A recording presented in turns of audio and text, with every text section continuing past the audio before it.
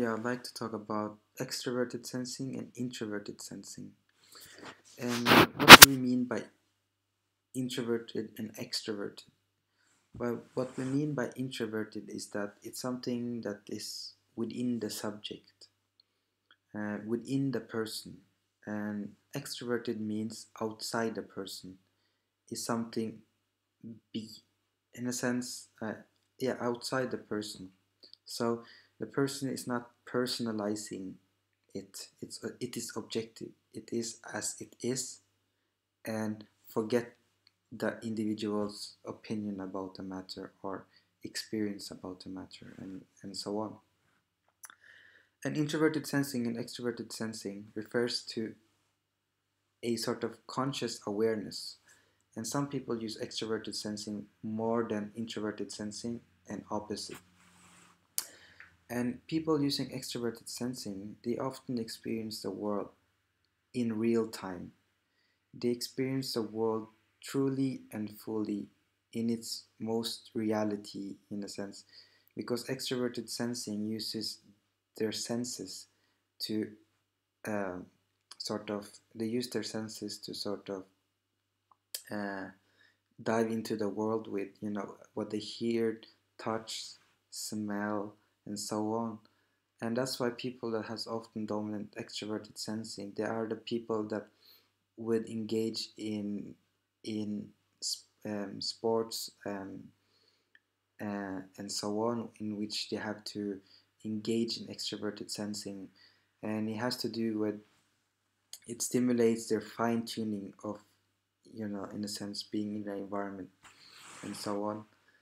And extroverted sensing is really when you meet people that has, in a sense, use extroverted sensing a lot, you can often see it in their eyes. They are like, it's like they are um, one MBTI practitioner called it laser eyes. It's like they're attuned to the external environment, and often when they come into the room they might comment such as the smell of the room or the color of the wall or floor and so on, because the first thing they gather is the sensing data.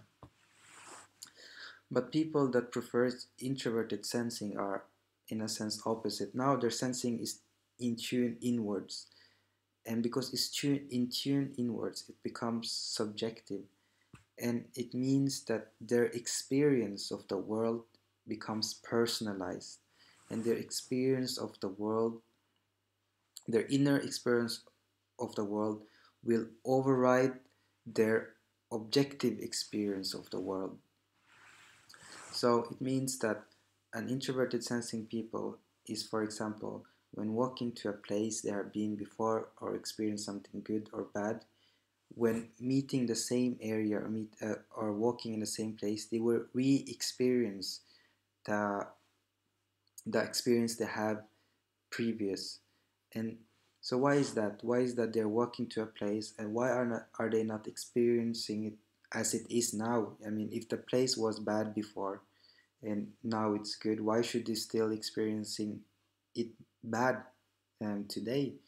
And it has to do with, because their sense is internalized and it overrides their current experience of the data. So introverted sensing is about really recalling inner images of the past and comparing it to the present, but because the past is more of a value and the present, not necessarily, but it overrides the present information. It it becomes the thing they're experiencing in the moment. And so people that use introverted sensing, when they meet people, they're very attuned to they're very attuned to the sort of their inner experience of that moment. So they are also good with details as extroverted sensing. However, the introverted sensing, because it is subjective, it is also often emotional driven. I wouldn't say emotional driven, but they will also re-experience the emotion uh, of something previous, to say it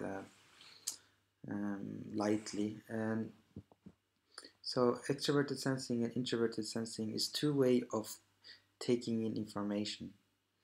Introverted sensing, if I already haven't said it, they are also tuned to their inner need, what they want to eat, and so on, because it's internalized. And extroverted sensing is really people that often you see engage in the environment, and often they can work for a long time, they don't get tired as long as they are doing something practical, in a sense engaging in the environment, because that's what energizes them and that's what sort of drives them.